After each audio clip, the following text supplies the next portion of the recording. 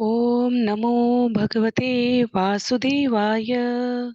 ॐ नमो भगवते वासुदेवाय। ॐ नमो भगवते वासुदेवाय।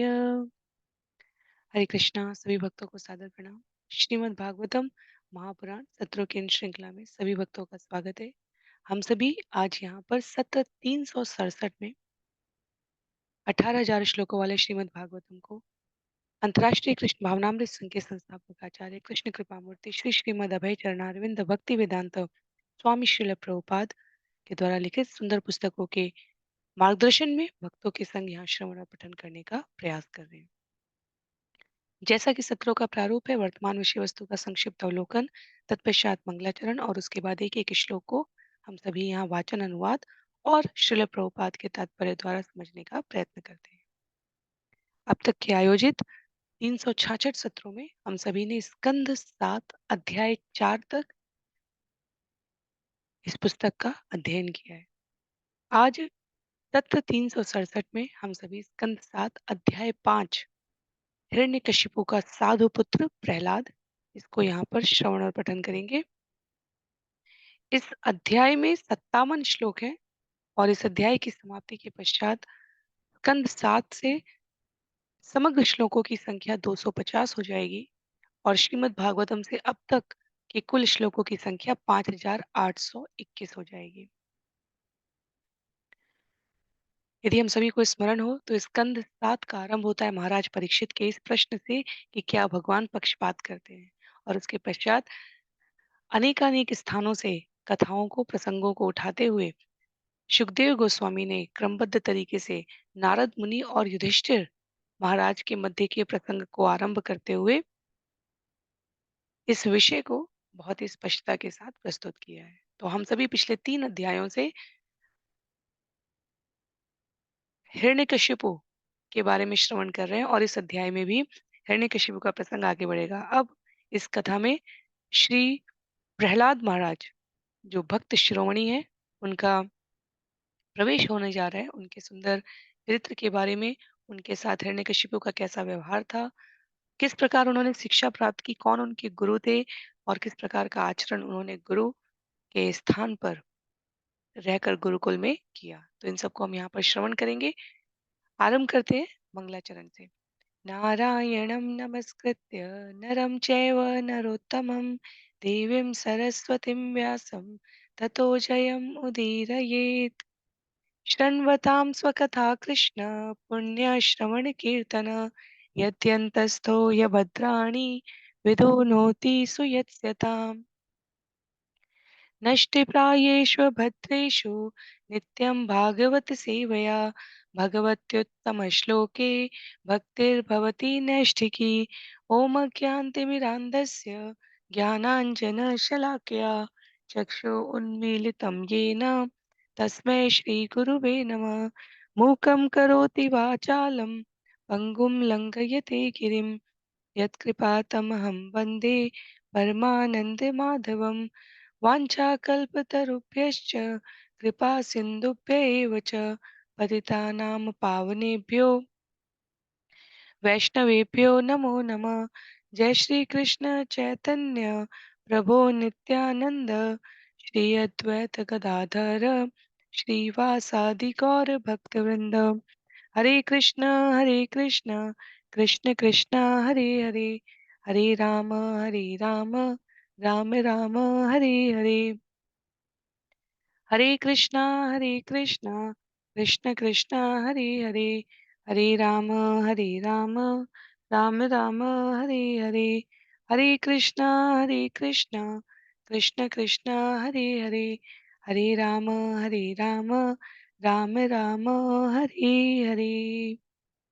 हरे कृष्णा। तो पुनः स्वागत है सभी भक्तों का। सत्र 367 में हम सभी आरंभ करने जा रहे हैं स्कंद 7 अध्याय 5।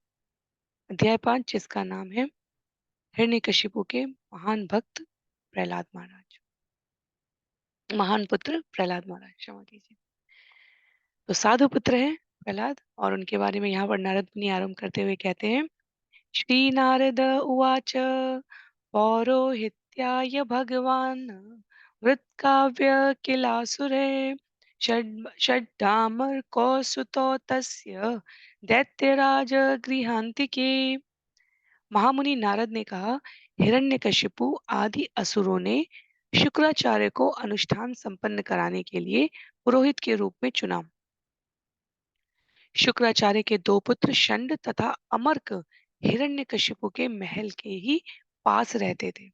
तो कथा वहां से आरंभ हो रही है जहां पर हिरण्यकशिपु ने समस्त दिशाओं में अपने अनुचरों को, अपने सेवकों को, अपने सैनिकों को, अपने संबंधियों को, भतीजों को, इन सब का वर्णन आता है। पूरे विश्व में जाकर हर कोने में सभी प्रकार के धार्मिक कृत्यों को बंद करने का आदेश दिया था। और उसके पश्चात उन्होंने ये सुनिश्चित किया कि कोई भी भगवान विष्णु की, देवताओं की पूजा में न लगा रहे। और यदि कहीं किसी प्रकार का कोई कार्य होता भी तो उसका भाग हिरण्यकशिपु और उसके सैनिक सुनिश्चित करते कि देवताओं तक न पहुंचे। उसके पश्चात जबकि सैनिक और अनुचर ये कर रहे थे, हिरण्यकशिपु ने गुरु शुक्राचार्य के साथ मिलकर उनसे असुरों का बल, वैभव, प्रताप कैसे बढ़े, इसके लिए विभिन्न अनुष्ठानों को संपन्न कराने का क्रम आरंभ किया। तो पूरे जगत से स्वार्थी मनुष्य की, आसुरी प्रवृत्ति के मनुष्यों की जो जीवनचर्या होती है वो यही होती है, पूरे जगत से धार्मिक अनुष्ठान बंद करा दिए। और स्वयं कैसे प्रतापी बनूं, स्वयं तपस्या के बल पर वरदान प्राप्त करके असुर शिरोमणि बने हैं हिरण्यकशिपु। और समस्त जगत के अन्य प्राणियों से तपस्या बंद करवा दी, समस्त जगत से अनुष्ठान बंद करा दिए और शुक्राचार्य को चुनकर उनसे विभिन्न अनुष्ठान कराए जा रहे हैं। तो केवल मेरा लाभ हो, ये वाली जो प्रवृत्ति है, और अन्यों का नुकसान नहीं, सभी प्रकार से नुकसान हो, ये आसुरी प्रवृत्ति है। श्लोक संख्या 2 में, तौराज्ञा प्रापितं बालं प्रह्लादं नय कोविदं पाठयामास तु पाठ्यान् अन्यान् च असुरबालिकान्। प्रहलाद महाराज पहले से ही भक्ति में निपुण थे, किंतु जब उनके पिता ने उन्हें पढ़ाने के लिए शुक्राचार्य के दोनों पुत्रों के पास भेजा, तो उन दोनों ने उन्हें तथा अन्य असुर पुत्रों को अपनी पाठशाला में भर्ती कर लिया। तो शंड और अमर्क जो शुक्राचार्य के दोनों पुत्र हैं, जिनके बारे में हमने श्रवण किया कि वो हिरण्यकशिपु के महल के पास ही रहते थे, उन्होंने प्रहलाद महाराज और अन्य असुर पुत्रों को, वो विद्यालय का संचालन करते थे और वहां पर उन्होंने उनको प्रवेश दे दिया। श्लोक संख्या 3 में, यत्तत्र गुरुणां प्रोक्तम शुश्रुवे अनुपपाठ्य च न साधु मनसा मेने स्वपरासद्गृहाश्रयम्। प्रहलाद अध्यापकों द्वारा पढ़ाए गए राजनीति तथा अर्थशास्त्र के पाठों को सुनते और सुनाते अवश्य थे, किंतु वे यह समझते थे कि राजनीति में किसी को मित्र माना जाता है और किसी को शत्रु। अतएव यह विषय उन्हें पसंद न था। तो यदि व्यवहारिक पृष्ठभूमि में देखा जाए तो राजनीति में जिस प्रकार की चतुराई की, कूटनीति की आवश्यकता है, उसमें सुहृदय हितैषी के भाव से व्यवस्था को संचालित नहीं किया जा सकता। राजनीति की सारी बातें इसी दर्शन पर आधारित है कि अपना या अपने समूह के लोगों का, अपने समाज के, अपने राष्ट्र के लोगों का भला करने के लिए अन्यों से विभिन्न प्रकार से सतर्क रहने की आवश्यकता होती है, संस्थाओं से, व्यक्तियों से, राष्ट्र से, प्रतिनिधियों से। और शास्त्र कहते हैं कि विद्वान व्यक्ति कभी शत्रु और मित्र में भेदभाव नहीं करता। तो सभी प्रकार के कारण उपलब्ध हैं जो ये बात सुनिश्चित करेंगे कि प्रहलाद महाराज को राजनीति में कोई रुचि नहीं थी। यद्यपि उन्हें अमर्ष और शंड के उपदेश सुनने पड़ते थे, पर जो मित्र और शत्रु की विचारधारा, राजनीति का जो मूल आधार है, वो उन्हें पसंद नहीं थी और इसलिए वो इसमें रुचि नहीं रखते थे। तो एक बार की कथा आती है, जिसे नारद मुनि यहाँ युधिष्ठिर महाराज को बता रहे हैं, हिरण्यकशिपु और प्रहलाद महाराज के मध्य संवाद की। एकदा असुराट्पुत्रम् अङ्कम् आरोप्य पाण्डव प्र पप्रक्ष कथ्यतां वत्स मन्यसे साधु यद्भवान्। हे राजा युधिष्ठिर, एक बार असुरराज हिरण्यकशिपु ने अपने पुत्र प्रहलाद को अपनी गोद में लेकर बड़े ही दुलार से पूछा, हे पुत्र, मुझे यह बतलाओ कि तुमने अपने अध्यापकों से जितने विषय पढ़े हैं, उनमें से सर्वश्रेष्ठ कौन-सा है? तो जिस प्रकार एक सांसारिक पिता स्वाभाविक रूप से अपने संतान से विद्यालय में, पाठशाला में पढ़ी जा रही विषयों और उसकी शैक्षिक प्रगति के बारे में संवाद करता है, वैसे ही हिरण्यकशिपु ने प्रहलाद महाराज से पूछा। तो प्रहलाद महाराज से उन्होंने ऐसी कोई बात नहीं पूछी जिसका उत्तर देना बहुत कठिन हो। उन्होंने एक स्पष्ट अवसर दिया पुत्र के साथ अपने संबंध को मधुर क्रम में आरंभ करते हुए। ये क्रम कहाँ तक जाएगा वो आगे का विषय है, पर अभी उन्होंने एक बहुत ही जैसे लोक जगत के साधारण पिता होते हैं, उन्होंने पूछा जैसे विद्यालय में क्या चल रहा है? तो प्रहलाद महाराज भक्त हैं और भक्त होने के कारण वे सभी कुछ जानते थे। आगे कथा आएगी कि वो भक्त कैसे बने। और अभी के लिए संवाद जहाँ से आरंभ है, वह हिरण्यकशिपु ने प्रहलाद को षंड और अमर्क के गुरुकुल में डाल दिया है, पाठशाला में डाल दिया है और वहाँ से वो समय-समय पर जानकारी प्राप्त करने के क्रम में कि बालक की शैक्षिक प्रगति कैसे चल रही है, प्रश्न करते हैं। तो भक्त होने के कारण प्रहलाद महाराज तो ये भी बता सकते थे कि जीवन का सर्वश्रेष्ठ अंश क्या है, क्योंकि भक्त के रूप में उन्हें सभी कुछ ज्ञात था जो इस जगत से भवसागर से निकलकर परम धाम जाने के लिए आवश्यक है।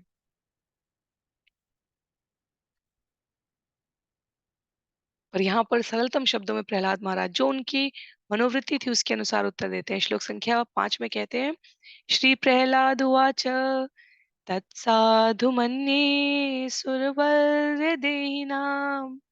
सदा समुद्विग्नधियामसद्ग्रहात् हित्वात्मपातं गृहमन्धकूपं वनं गतो यद्धरिमाश्रयेत। प्रहलाद महाराज ने उत्तर दिया, हे असुर श्रेष्ठ दैत्यराज, जहाँ तक मैंने अपने गुरु से सीखा है, ऐसा कोई व्यक्ति जिसने क्षणिक देह तथा क्षणिक गृहस्थ जीवन स्वीकार किया है, वह निश्चय ही चिंताग्रस्त रहता है, क्योंकि वह ऐसे अंधे कुएं में गिर जाता है जहाँ जल नहीं रहता, केवल कष्ट ही कष्ट मिलते हैं। मनुष्य को चाहिए कि इस स्थिति को त्याग कर वन में चला जाए। स्पष्ट अर्थ यह है कि मनुष्य को चाहिए कि वह वृंदावन जाए जहाँ केवल कृष्ण भावनामृत व्याप्त है और इस तरह वह भगवान की शरण ग्रहण करे। तो ये तो बड़ी ही विचित्र चर्चा आरंभ हो गई। हिरण्यकशिपु ने सोचा था कि प्रहलाद अभी एक छोटा सा बालक है, अनुभवहीन जीवन में प्रवेश किए हैं।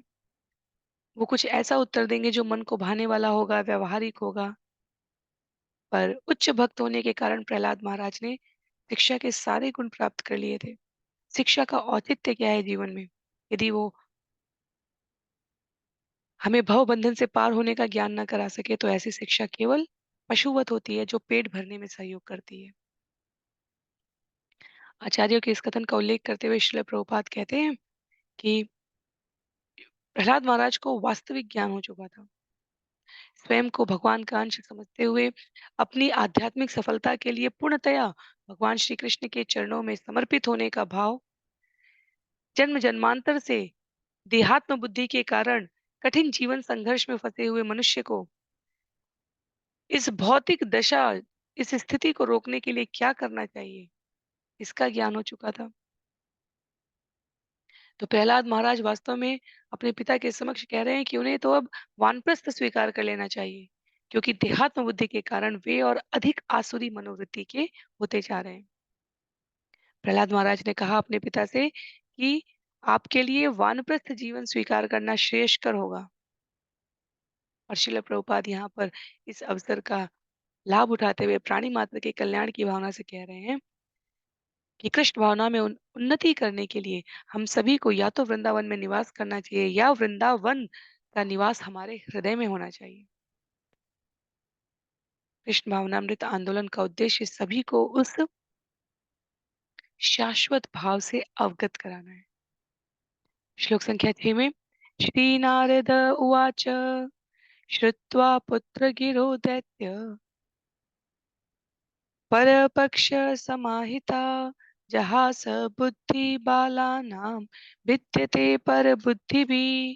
नारद मुनि ने आगे कहा, जब प्रहलाद महाराज ने भक्तिमय आत्म साक्षात्कार के विषय में बतलाया और इस तरह अपने पिता के शत्रु पक्ष के प्रति अपनी स्वामी भक्ति दिखाई, तो असुर राज हिरण्यकशिपु ने प्रहलाद की बातें सुनकर हंसते हुए कहा, शत्रु की वाणी द्वारा बाल बुद्धि इसी तरह बिगाड़ी जाती है, क्योंकि विष्णु पूर्ण पुरुषोत्तम भगवान श्री कृष्ण ये सब बातें हिरण्यकशिपु के लिए वास्तव में अपने विरोधी के लिए भी, क्योंकि उनके अंदर भगवान के प्रति द्वेष था, विष्णु को वो द्वेष युक्त भाव से देखते थे।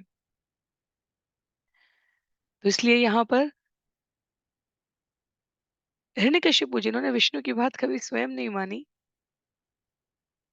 वो प्रहलाद द्वारा ऐसा किए जाने पर कहते हैं कि शत्रु के द्वारा बुद्धि इसी प्रकार बिगाड़ दी जाती है। अर्थात वो कहना चाह रहे हैं कि प्रहलाद शत्रु पक्ष से प्रभावित हो रहे हैं। उन्होंने पुत्र के निवास स्थान में नारद जैसे साधु पुरुषों को प्रविष्ट न होने दे की बात की और सुनिश्चित किया कि वैष्णव उपदेशों से प्रहलाद और अधिक बिगड़ न जाए। क्या कहते हैं वो आगे के श्लोक में? श्लोक संख्या 7 में कहते हैं, सम्यक विधायतां बालो गुरु गेहे द्विजातिभिः विष्णु पक्षे प्रतिक्षण्ये न भिद्येतस्य धीर्यधा। हिरण्यकशिपु ने अपने सहायकों को आदेश दिया, हे असुरों, इस बालक के गुरुकुल में जहाँ पर यह शिक्षा पाता है, इसकी सुरक्षा का पूरा ध्यान रखो, जिसकी इसकी बुद्धि छद्म वेश में घूमने वाले वैष्णवों द्वारा और अधिक प्रभावित ना हो जाए। तो जो पिता युक्त स्नेह से पुत्र से बात कर रहा था हिरण्यकशिपु, वो अभी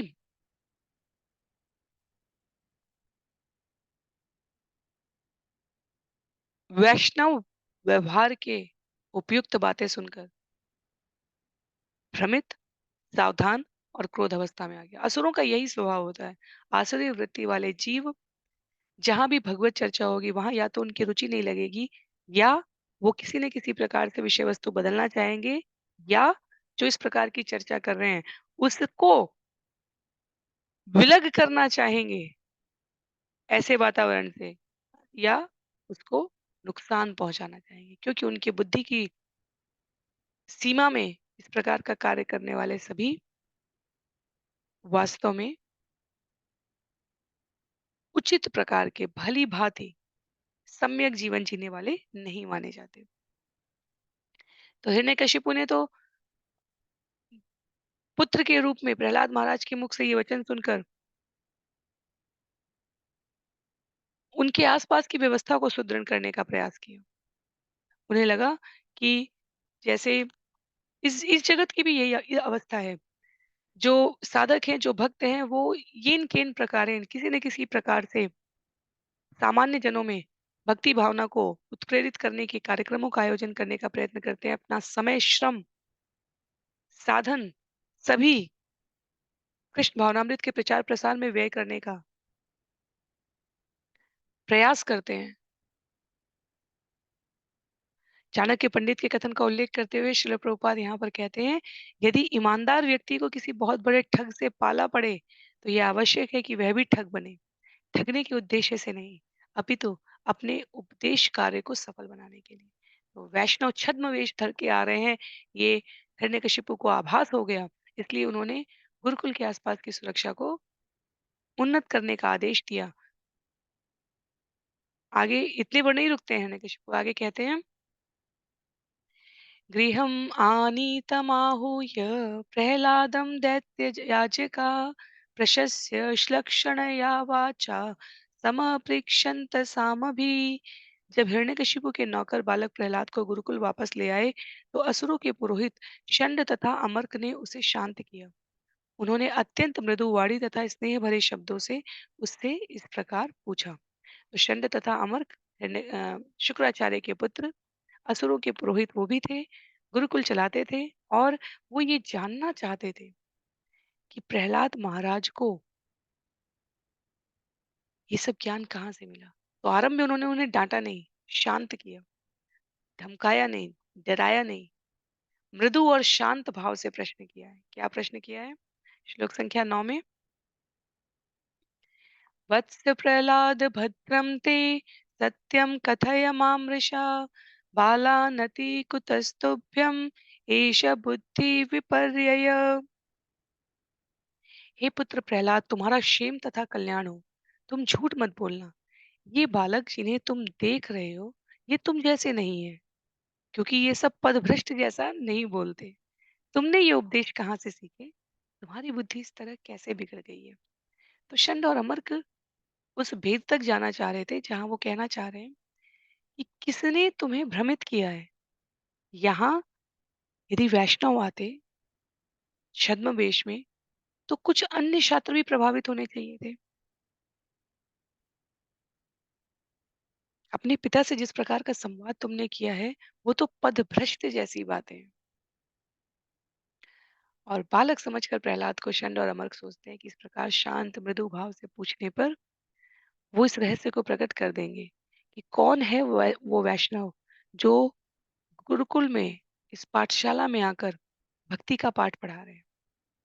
क्योंकि ये बहुत विस्मयकारी है कि इसी पाठशाला के अन्य दैत्यों पर कोई प्रभाव नहीं पड़ा, लेकिन केवल प्रहलाद महाराज ही वैष्णव के उपदेश से बिगड़े हैं।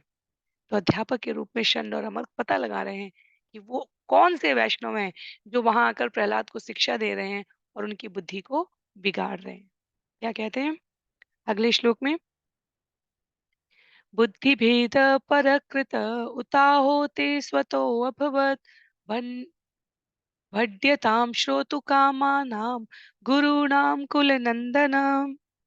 हे कुरुश्रेष्ठ, तुम्हारी बुद्धि का यह विकार अपने आप आया है या शत्रुओं द्वारा लाया गया है? हम सब तुम्हारे अध्यापक हैं और इसके विषय में जानने के इच्छुक हैं। हमसे सच सच कहो। प्रत्येक झूठा व्यक्ति चाहता है कि दूसरा उससे सच ही बोले।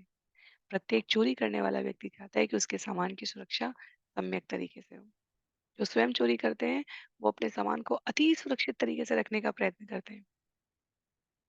कई बार राजनीतिज्ञ जनता से पैसा या जनता का पैसा प्रथम तरीके से नहीं, चोरी के तरीके से संग्रहित करेंगे, पर उसको रखने के लिए वो विश्व के सबसे सुरक्षित स्थान को, बैंक को, व्यवस्था को जानकर वहां पर रखने का प्रयत्न करेंगे। तो प्रहलाद महाराज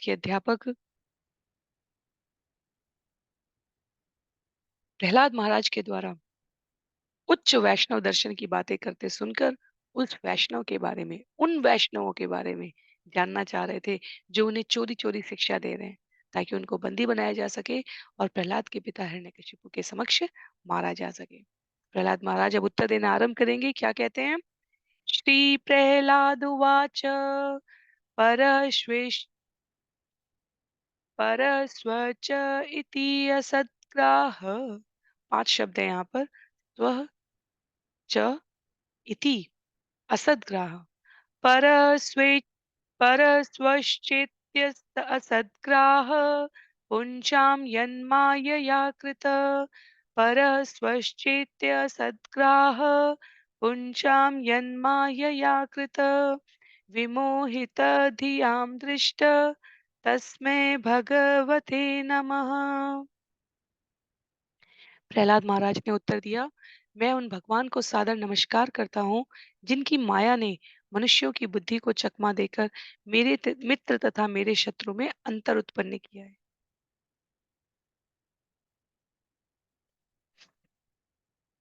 निस्संदेह मुझको अब इसका वास्तविक अनुभव हो रहा है, यद्यपि मैंने पहले इसके विषय में प्रामाणिक स्रोतों से सुन रखा था। तो ये मेरा है, ये किसी और का है, ये मेरा मित्र है, ये मेरा शत्रु है।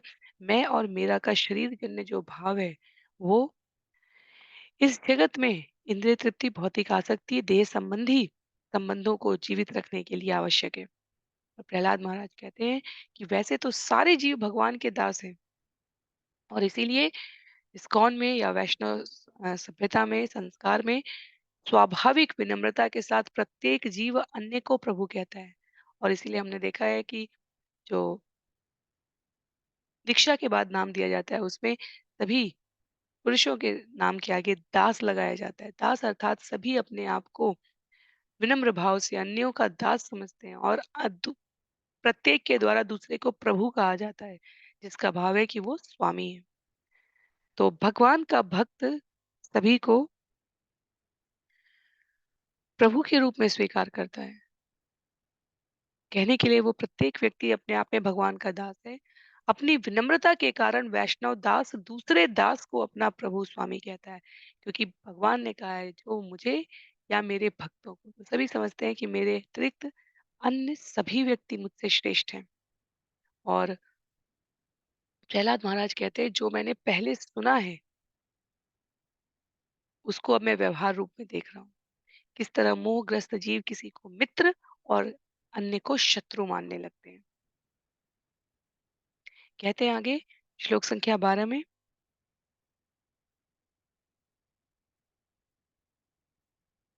स यथानुव्रतः पुंसां पशुबुद्धिर्विभिद्यते अन्य एष तथान्योऽहम् इति भेदगता सती।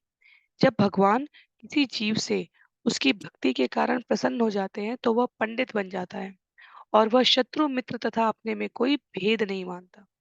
तब वह बुद्धिमानी से सोचता है कि हम सभी ईश्वर के नित्य दास हैं, अतएव हम एक दूसरे से भिन्न नहीं हैं। तो इसीलिए जो समः शत्रु मित्रो च तथा मानापमानयो, भगवत गीता में जब कहा गया है कि अपमान से, सम्मान से, शत्रु से, मित्र से, इस भाव से अपने आप को विलग रखता है वैष्णव। तो प्रहलाद महाराज के अध्यापकों और आसुरी पिता द्वारा ये पूछने पर कि उनकी बुद्धि कैसे दूषित हो गई है, किसने उनको इस अभेद्य कवच में प्रवेश करके शत्रु का महिमा मंडन करने का ज्ञान प्रदान किया है। प्रहलाद महाराज कहते हैं जहां तक मेरा प्रश्न है, मेरी बुद्धि दूषित नहीं हुई है। अपने गुरु की कृपा से, भगवान के अनुग्रह से मैंने अब ये सीख लिया है कि कोई मित्र नहीं है और कोई शत्रु नहीं है। वास्तव में हम सभी कृष्ण के नित्य दास हैं। श्रील प्रभुपाद तात्पर्य में कहते हैं, प्रहलाद महाराज ने आगे कहा, लेकिन माया के प्रभाव से हम सोचते हैं कि हम एक दूसरे के शत्रु तथा मित्र रूप में भगवान से भिन्न स्थिति में हैं। तो असुरगण प्रत्येक व्यक्ति को शत्रु या मित्र की सूची में वर्गीकृत करते हैं और वैष्णव कहते हैं प्रत्येक व्यक्ति भगवान का दास है, अतः प्रत्येक व्यक्ति एक जैसे पद पर अर्थात हमसे श्रेष्ठ स्थिति पर अवस्थित है।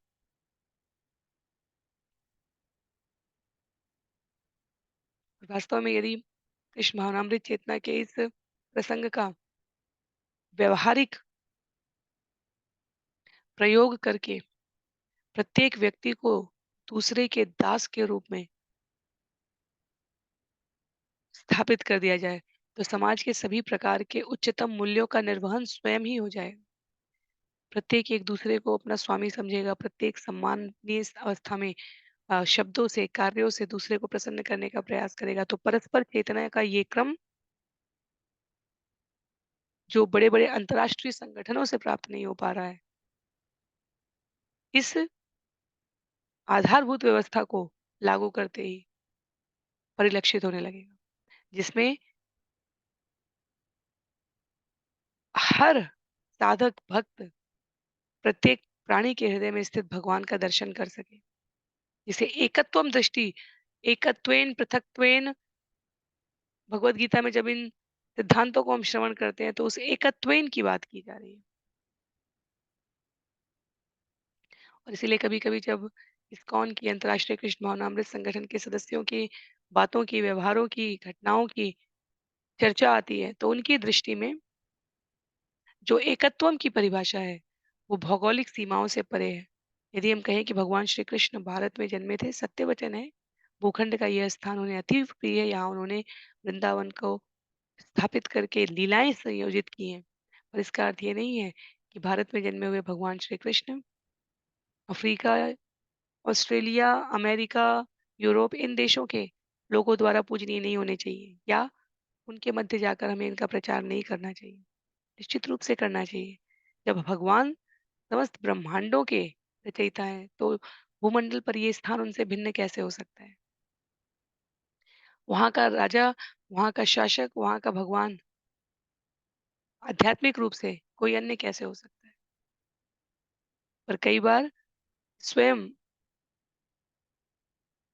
श्रील प्रभुपाद के जीवन में उन्हें सबसे अधिक विदेशों में जाकर कृष्ण भावनामृत प्रचार करने का संघर्ष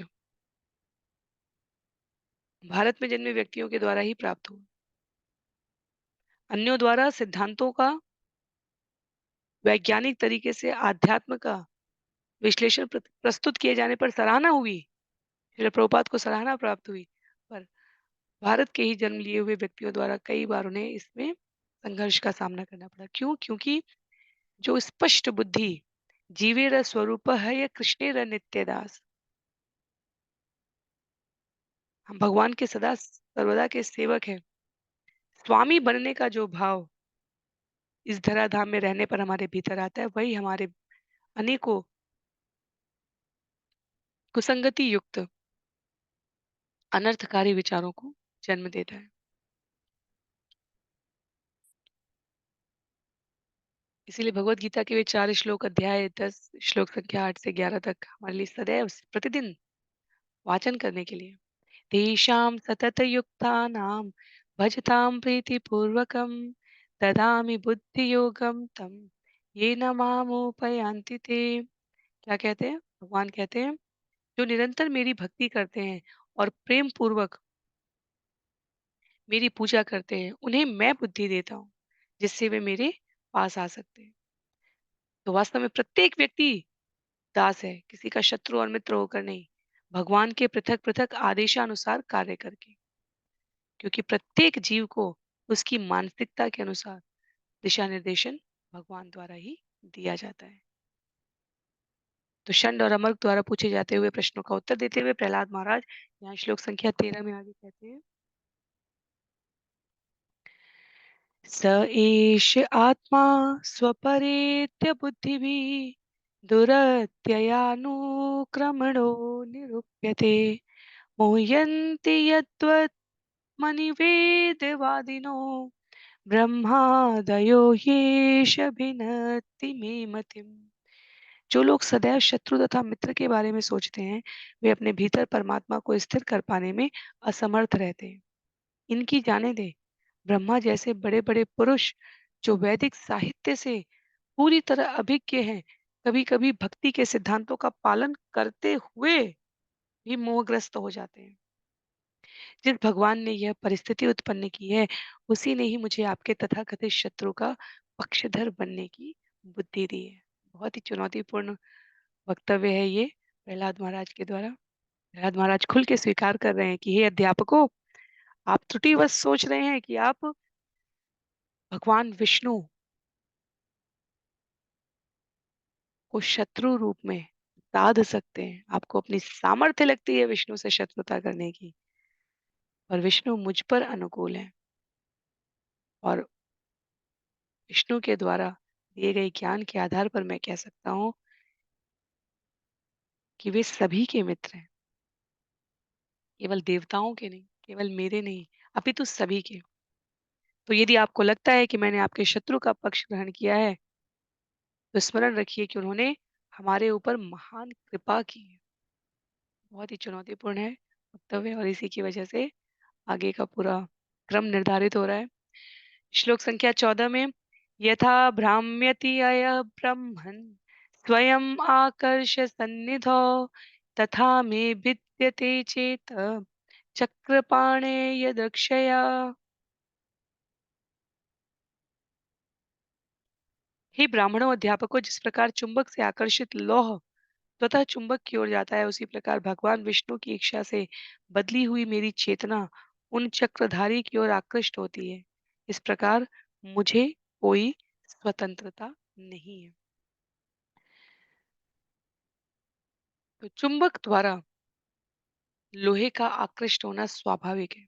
उसी प्रकार प्रत्येक जीव वास्तव में अंततः भगवान के प्रति ही आकृष्ट होता है, और इसलिए भगवान का जो मूल नाम है, पूर्ण पुरुषोत्तम भगवान का, उन्हें कृष्ण कहा गया है, श्री कृष्ण। क्री धातु आकर्षण के संबंध में कही जाती है। वह जो हर एक को तथा हर वस्तु को आकृष्ट करने वाला है।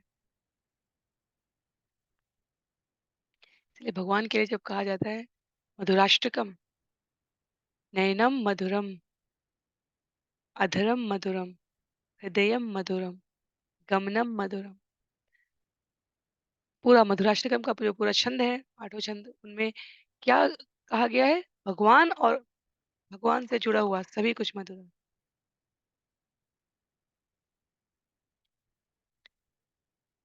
इस सृष्टि में जो कुछ भी आकर्षक करने लायक लग सकता है, ब्रज का उदाहरण देखें, इस आकर्षण के विशिष्ट उदाहरण वहां उपलब्ध है।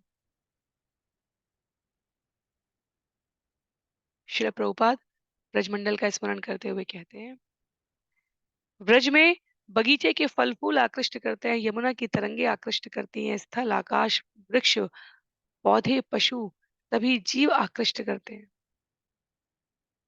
वृंदावन में प्रत्येक वस्तु की यह स्वाभाविक स्थिति होती है।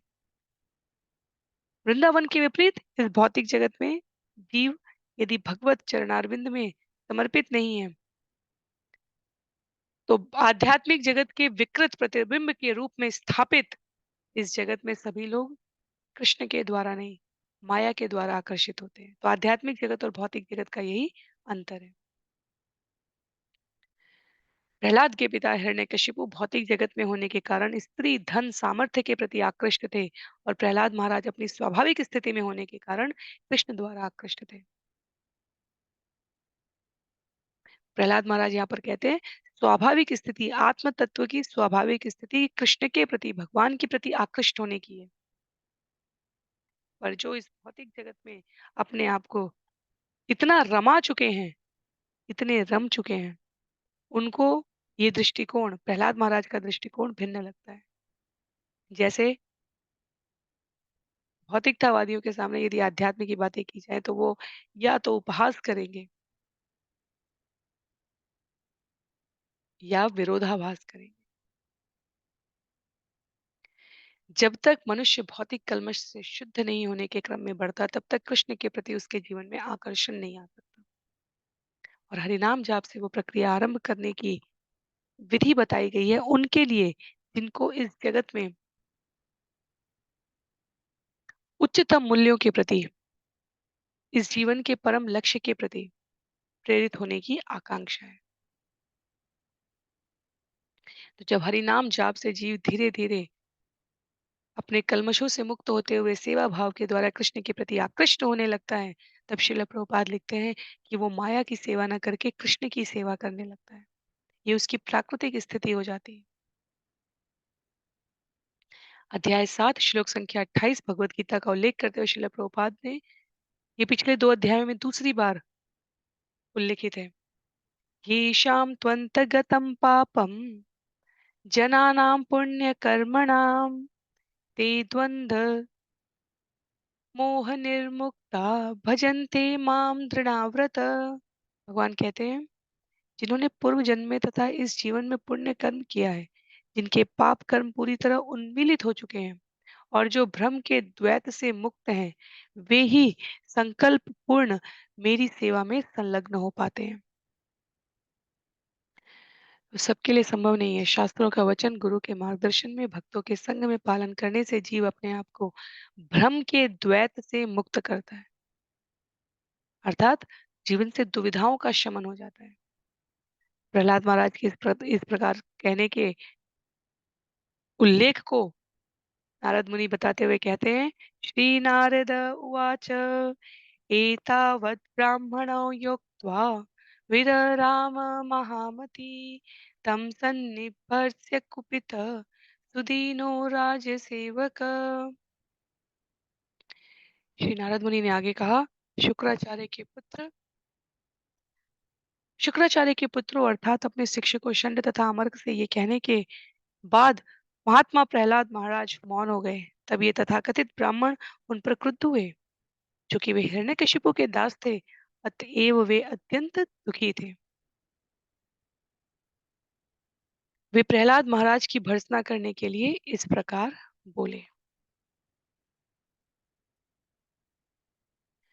तो शुक्राचार्य के पुत्रों में स्वाभाविक क्रोध रहेगा, असंतोष रहेगा, और वास्तव में प्रहलाद महाराज के शब्दों के लिए रोष रहेगा। क्यों?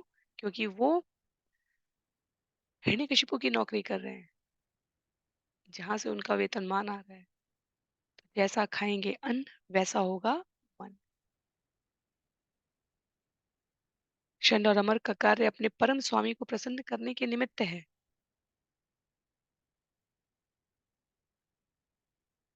श्रील प्रभुपाद कहते हैं यहाँ पर कि तथाकथित रूप से षंड और अमर्क जन्मना ब्राह्मण थे और हिरण्यकशिपु जैसे स्वामी के दास हो गए थे। अतएव व्यर्थ ही प्रहलाद महाराज को दंडित करना चाहते थे। श्लोक संख्या 16 में भर्त्सना कर रहे हैं षंड और अमर्क, और अब इस क्रम में क्या करने जा रहे हैं?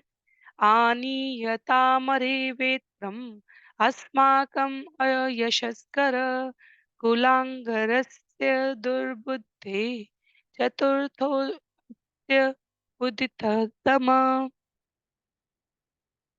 अरे, मेरी छड़ी तो ले आओ। यह प्रहलाद हम लोगों के नाम और यश में बट्टा लगा रहा है। अपनी दुर्बुद्धि के कारण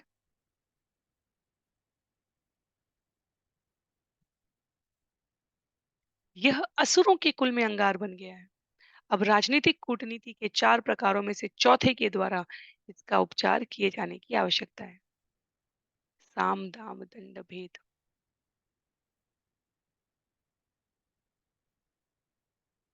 कानूनी आदेश, शमन करना, पद प्रदान करना या हथियारों का प्रयोग करना। जो दमन के 4 नियम सिद्धांत बताए गए हैं राजनीतिक मामलों में, उसमें सबसे पहले के तीनों का प्रयोग कर चुके होने के बाद षंड और अमर्क द्वारा कहा गया, अब दंड विधान के अतिरिक्त और कुछ भी नहीं है। क्यों? क्योंकि षंड और अमर्क ने अनुभव किया कि सबसे पहले प्रहलाद महाराज को अपने पिता से भिन्न मत था।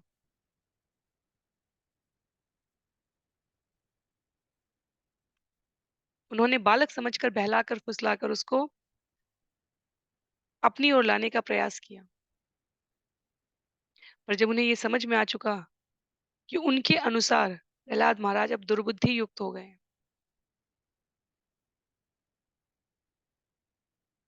हिरण्यकशिपु के प्रति अपनी स्वामी भक्ति को उन्होंने कलुषित कर लिया है, और असुरों के कुल के लिए ये निकृष्टतम संतान हो सकते हैं। तो अपने स्वामी हिरण्यकशिपु को प्रसन्न करने के लिए उन्होंने बेत मंगवाई ताकि वे दंड दे सके।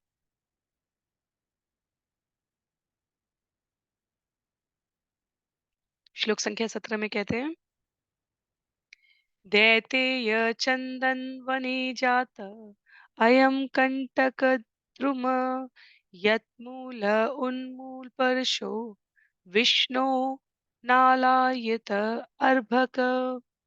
दैतेय चंदन वने जातोऽयं कंटकद्रुम यन्मूलोन्मूल परशो विष्णुनालायतोर्भक। यह धूर्त प्रहलाद चंदन के वन में कटीले वृक्ष के समान प्रकट हुआ है। चंदन वृक्ष काटने के लिए कुल्हाड़े की आवश्यकता होती है, और कटीले वृक्ष की लकड़ी ऐसे कुल्हाड़ों का हत्था बनने के लिए अत्यंत उपयुक्त होती है। भगवान विष्णु दैत्य वंश रूपी चंदन वन को काट गिराने के लिए कुल्हाड़े के तुल्य है, और यह प्रहलाद उस कुल्हाड़े का हत्था बेट है। अर्थात प्रहलाद महाराज प्रयोग किए जा रहे हैं विष्णु द्वारा। विष्णु वो कुल्हाड़ी है जो इस असुर कुल को के वृक्ष को नष्ट करने पर उद्यत है। तो सुंदर तुलना है, पर आसुरी सभ्यता का सबसे बड़ा लक्षण यही होता है कि वहां पर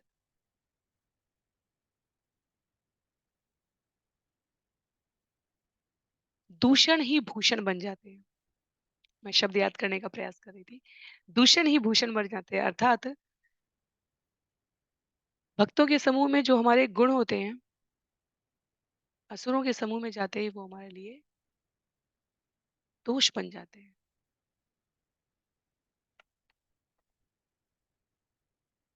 श्रील प्रभुपाद ने एक स्थान पर तात्पर्य में कहा है,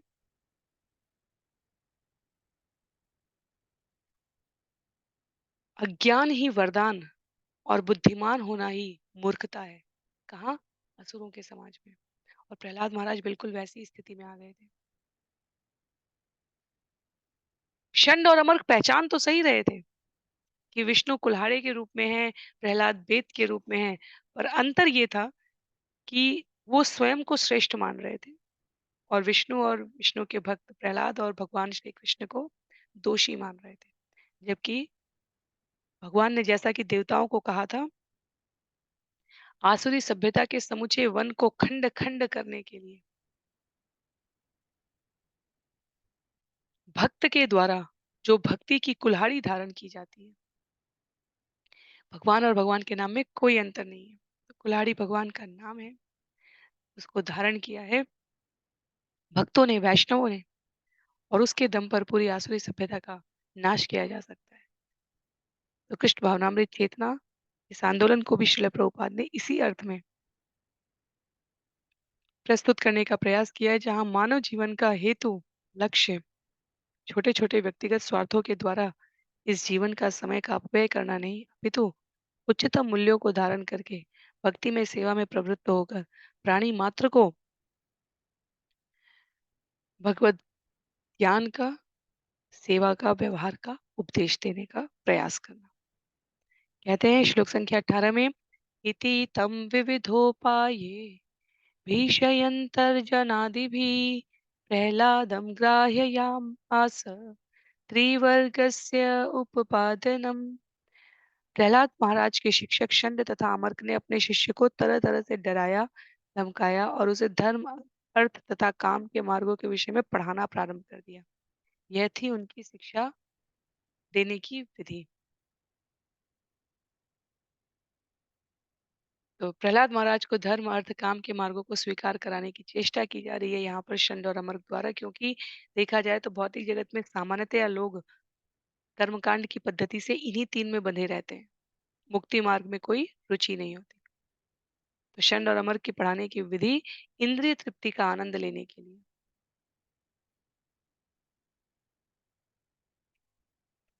जैसे सामान्य जनों को प्रेरित करने के लिए प्रस्तुत की जाती थी, वैसे ही प्रहलाद महाराज को भी हिरण्यकशिपु के आदेशों के अनुसार भौतिक बातों की शिक्षा देने और दिलाने में अधिक रुचि प्रस्तुत की गई।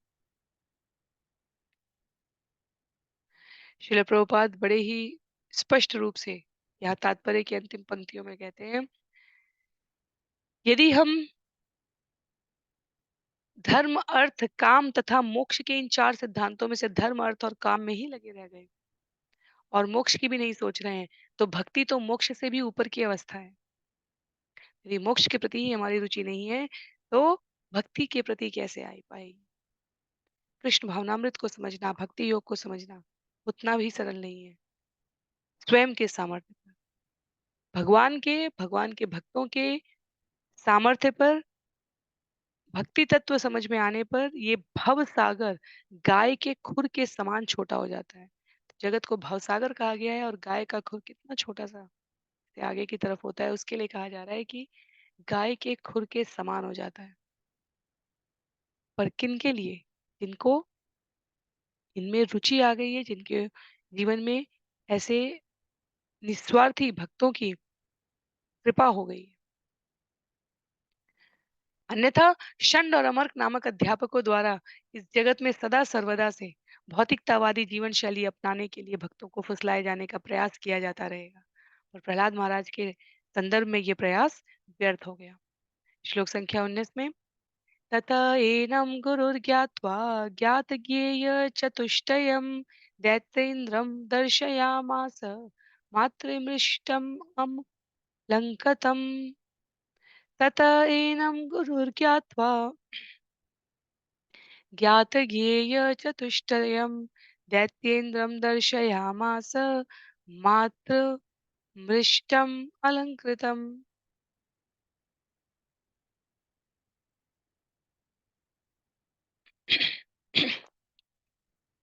कुछ काल बाद शल्य तथा अमर नामक शिक्षकों ने सोचा कि प्रहलाद महाराज जनता के नेताओं को शांत करने, उन्हें लाभप्रद आकर्षक नौकरियां देकर प्रसन्न करने, उनमें फूट डालकर उन पर शासन करने तथा अवज्ञा करने पर उन्हें दंडित करने की कूटनीतिक मामलों में पर्याप्त शिक्षा प्राप्त कर चुका है। तब एक दिन जब प्रहलाद की माता अपने पुत्र को स्वयं नहला धुलाकर तथा पर्याप्त आभूषणों से अलंकृत कर चुकी थी, तो उन शिक्षकों ने उसे उसके पिता के समक्ष लाकर प्रस्तुत कर दिया। तो हिरण्यकशिपु की शासन पद्धति कैसी है? हिरण्यकशिपु ने कहा, जनता के नेताओं को शांत करना, आकर्षक नौकरियां देकर उन्हें प्रसन्न करना, उनमें फूट डालकर उन पर शासन करना और अवज्ञा करने पर उन्हें दंडित करने के लिए कूटनीतिक मामलों को इस प्रकार सुलझाना। इस प्रकार की शिक्षाएं हमने बड़ी ही सम्यक तरीके से प्रहलाद महाराज को प्रदान कर दी है। प्रहलाद के द्वारा अब अपने पिता के समक्ष जाकर अपने ज्ञान को प्रस्तुत करने का समय आ गया है। तो जब एक दिन माता ने उनको भली प्रकार से तैयार किया, तो शन और अमर्क द्वारा उन्हें हिरण्यकशिपु के सामने प्रस्तुत किया जाएगा। श्लोक संख्या 20 में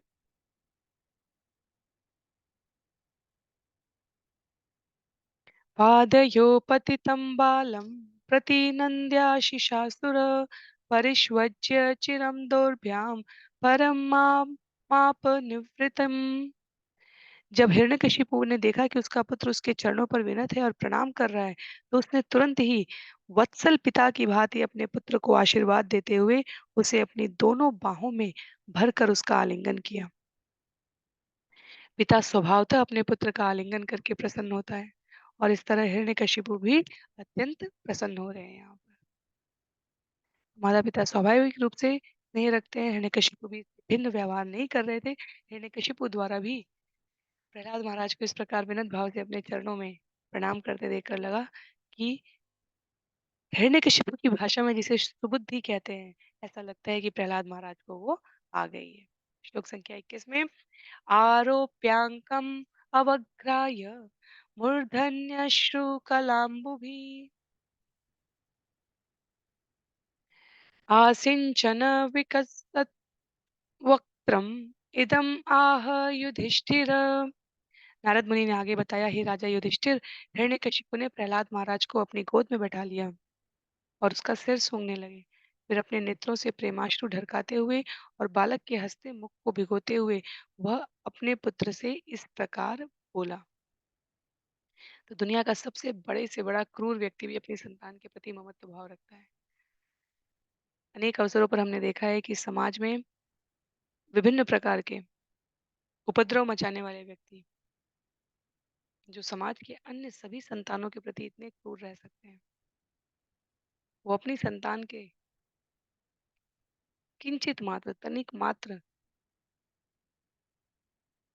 कष्ट से पूरे जगत से बदला लेने के लिए चल देते हैं। जब वो अन्य संतानों का, अन्य माता पिता के संतानों का नुकसान कर रहे होते हैं, तब उनकी वो चेतना नहीं रहती। ये आसुरी प्रवृत्ति है। केवल स्वयं के बारे में सोचना आसुरी प्रवृत्ति है। श्लोक संख्या 22 में हिरण्यकशिपु कहते हैं, हिरण्यकशिपुवाच प्रह्लाद अनुच्यतां तात स्वधीतं किंचिद उत्तमं कालेनि तावतायुष्मन् यत् अशिक्षत गुरो भवान्। हिरण्यकशिपु ने कहा, हे प्रहलाद मेरे पुत्र, हे चिरंजीव, इतने काल में तुमने अपने गुरुओं से बहुत सारी बातें सुनी हैं। अब तुम उन सब में जिसे सर्वश्रेष्ठ समझते हो उसे मुझसे कह सुनाओ। हिरण्यकशिपु कहते हैं, तुमने जो भी ज्ञान प्राप्त किया है, अपने गुरु से जो कुछ सीखा है, वो मुझे बताओ। और प्रहलाद महाराज के तो दो प्रकार के गुरु थे, एक शंड और अमर शुक्राचार्य के पुत्र और दूसरे नारद मुनि। जब माता के गर्भ में थे तब उन्हें शिक्षा प्रदान की थी। शन अमर्क जो शुक्राचार्य के हैं वो पिता द्वारा नियुक्त किए गए हैं। तो प्रहलाद महाराज ने अपने पिता के प्रश्न का उत्तर उन उपदेशों के आधार पर देना आरंभ किया जो उन्होंने अपने गुरु नारद से प्राप्त किया था। तो निश्चित रूप से मतभेद तो होना ही था। वे अपने गुरु की सीखी सर्वोत्तम बात बताना चाहते थे, जबकि हिरण्यकशिपु राजनीति तथा कूटनीति के विषय में सुनना चाह रहा था, जो वो शंड और अमर्क से सीख कर आया था। और वास्तव में ये मतभेद बढ़कर अत्यंत गंभीर हो जाएगा जब प्रहलाद महाराज अपने गुरु नारद से सीखी हुई विद्या को, ज्ञान को हिरण्यकशिपु को बताना आरंभ करेंगे। कैसे? श्लोक संख्या 23 और 24 में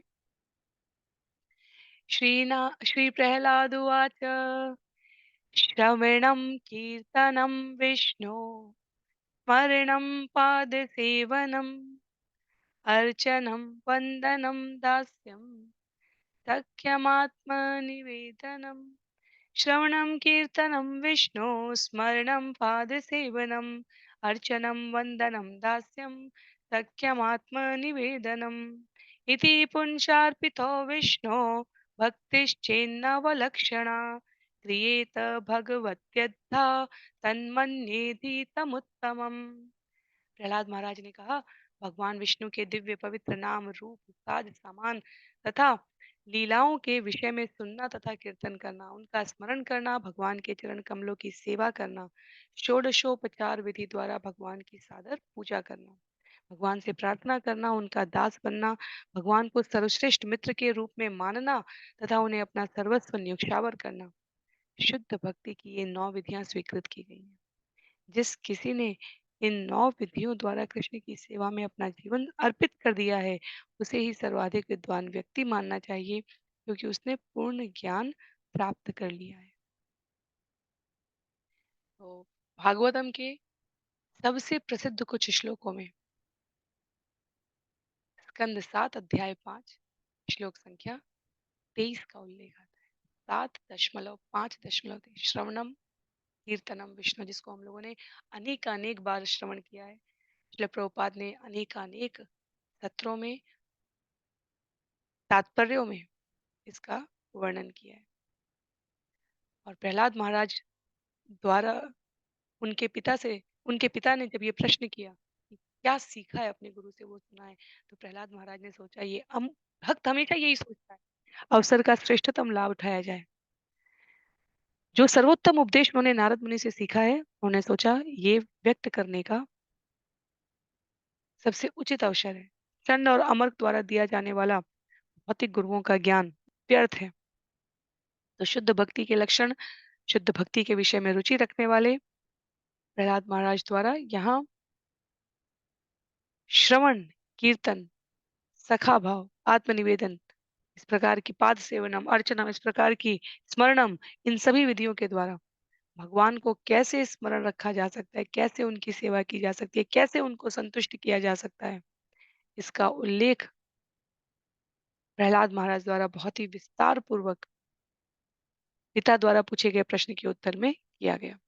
श्रील प्रभुपाद ने यहाँ पर एक एक भक्ति की इन विधि के बारे में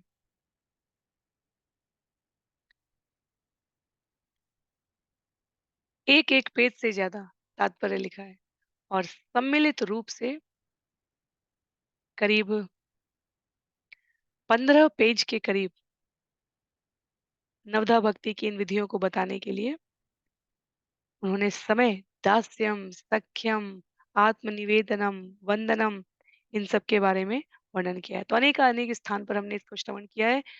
श्रीमद् भगवत गीता अध्याय 2 में भी जब 54 से लेकर 72 तक, श्लोक संख्या 54 से लेकर 72 तक हम आत्म साक्षात्कार प्राप्त व्यक्ति, आत्माराम व्यक्ति कैसे बोलता है, कैसे सोचता है, कैसे व्यवहार करता है, श्रवण करते हैं तो वहां उसका वर्णन आता है। इन सब के सम्मिलित कार्यों को अपने जीवन में प्रस्तुत करने वाले सर्वोत्तम उदाहरण अम्बरीश महाराज का उल्लेख वहां भी आता है और श्रील प्रभुपाद ने यहाँ भी किया है। अम्बरीश महाराज की कथा हम श्रीमद् भागवतम में आगे श्रवण करने वाले हैं, विस्तार से श्रवण करने वाले हैं। पर अम्बरीश महाराज के लिए नवदा भक्ति की ये 9 विधियां जीवन में चरितार्थ की गई हैं। तो समय की उपलब्धता के अनुसार आप सभी इन विधियों का श्रवण कर सकते हैं। विभिन्न सत्रों में आवश्यकता अनुसार श्रवणम, भगवान के बारे में श्रवण करना, कीर्तन, स्मरणम, तथा अपनी सभी वृत्तियों में भगवान को स्मरण रखना है। तो जीवन के समस्त कार्य इन नवधा भक्ति की एक या एक से अधिक या सभी विधियों को पालन करते हुए जीवन यापन करना इस भवसागर से हमें मुक्त करेगा। भगवान की सदैव स्मृति से हम अपने जीवन को अत्यंत सतर्कता पूर्वक सदुपयोग करके निर्वहन कर पाएंगे। श्लोक संख्या 25 में निशम्य एतत्सुतवच हिरण्यकशिपु तदा गुरुपुत्रम् उवाचेदं रुषा प्रस्फुटिताधर। अपने पुत्र प्रहलाद के मुख से इन वचनों को सुनकर हिरण्यकशिपु अत्यंत क्रुद्ध हुआ। उसने अपने कांपते ओठों से गुरु शुक्राचार्य के पुत्र शंड से इस प्रकार कहा। तो श्लोक संख्या 25 से यहाँ पर हम सत्र को समाप्त करेंगे। आगे के सत्र में सभी श्रवण करने का प्रयास करेंगे कि हिरण्यकशिपु शंड और अमर्क से क्या कहते हैं। उसके पश्चात शंड और अमर्क द्वारा प्रहलाद महाराज के साथ किस प्रकार व्यवहार किया जाएगा और पुनः राजसभा में लाए जाने पर प्रहलाद महाराज के किन वचनों को सुनकर हिरण्यकशिपु आग बबूले हो जाएंगे। तो ये सारा प्रसंग हम लोग श्लोक संख्या 26 से अगले सत्र में श्रवण करने का प्रयास करेंगे। आज के लिए सत्र को यहीं पर समाप्त करते हैं। किसी भी प्रकार की जिज्ञासा के लिए, असहमति के लिए, किसी भी टिप्पणी के लिए आप इस वीडियो के कमेंट बॉक्स में अपने विचार प्रेषित कर सकते हैं। श्रील प्रभुपाद की जय, श्रील गुरुदेव की जय, अनंत कोटि वैष्णव वृंद की जय, श्रीमद् भागवतम महापुराण की जय। हरे कृष्ण।